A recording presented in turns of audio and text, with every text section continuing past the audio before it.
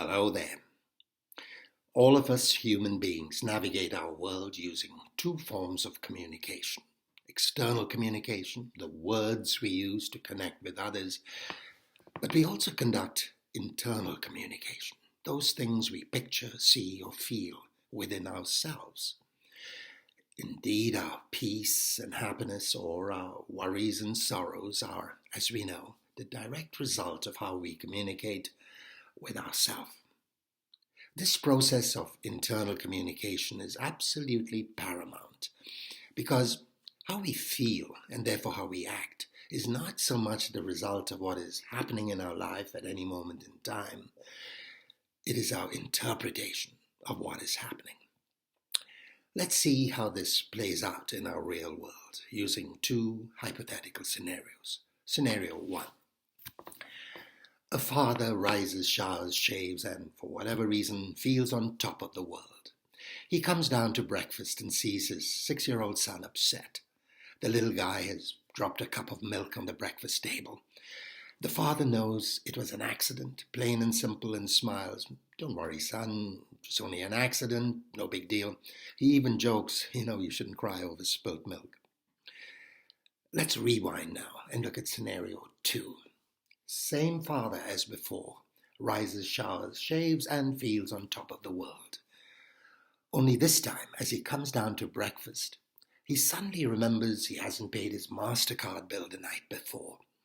Mad at himself, he gets to the breakfast table at the precise moment his son is valiantly trying to mop away the spilt milk.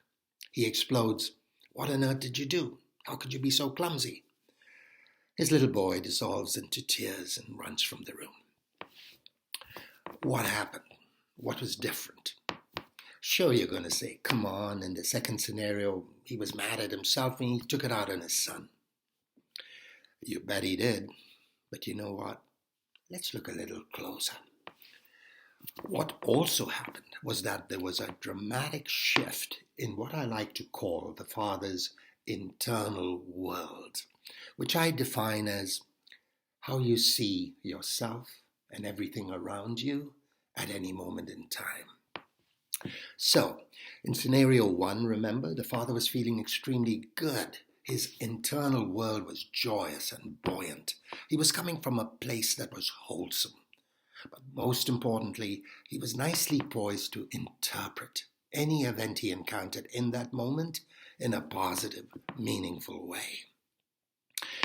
In the second scenario, the father realized how dumb he had been not paying his MasterCard when just a few clicks on his laptop the night before would have done the trick. With each step he took towards that breakfast table, his internal world was getting increasingly fractured, and now the chances were very high that the meaning he would attach to any event he encountered in that state would be negative. And that is why our internal world is paramount. It is sacrosanct. And this brings me to the heart of my message to you. Our internal world is the pivotal filter between our thoughts, how we communicate with ourselves, and the meaning we attach to every event we encounter in our day.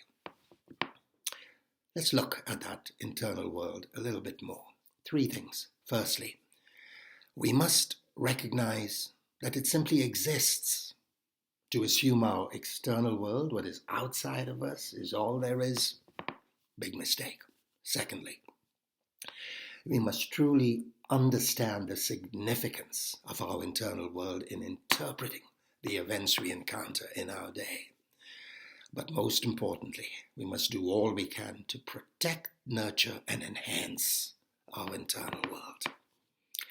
You and I know one thing. Our internal world is increasingly fragile. It can shift in an instant. It can change on a dime. Just one unintended event will do it.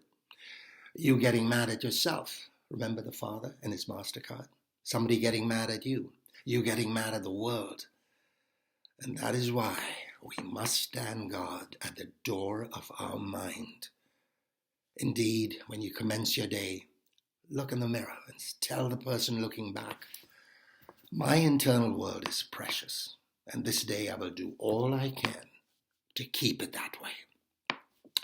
And finally, how do you protect, nurture, and enhance your internal world? Here I say, to each their own. All of us are unique, complex human entities, and each of us would choose to do it our own way. Personally, I fall back on a few things. Gratitude. I try to appreciate that for whatever reason I simply exist. I have been blessed to go around once in this great, big, and mostly beautiful world. Perspective. When we truly understand that the time on this earth that we have is minuscule, a tiny speck in the context of eternity, then that acceptance, you would think, would color how we view the events in our world. But most of all, I try to ensure that my actions align with what I have deemed to be my purpose in life. Our purpose being what we honestly believe we have been placed on this earth to do. It has been said that a clear conscience is the softest pillow. I believe a day spent true to your purpose makes that pillow even softer. Live your purpose, whatever way you define it to be, and chances are your internal world will be solid, stable, and strong. Yes, we live in two worlds, our external world and, just as importantly, our internal world. Mastering the second will give you a darn good chance at navigating the first. Thank you for watching. My name is Ivan Araujo. Have yourself a blessed day.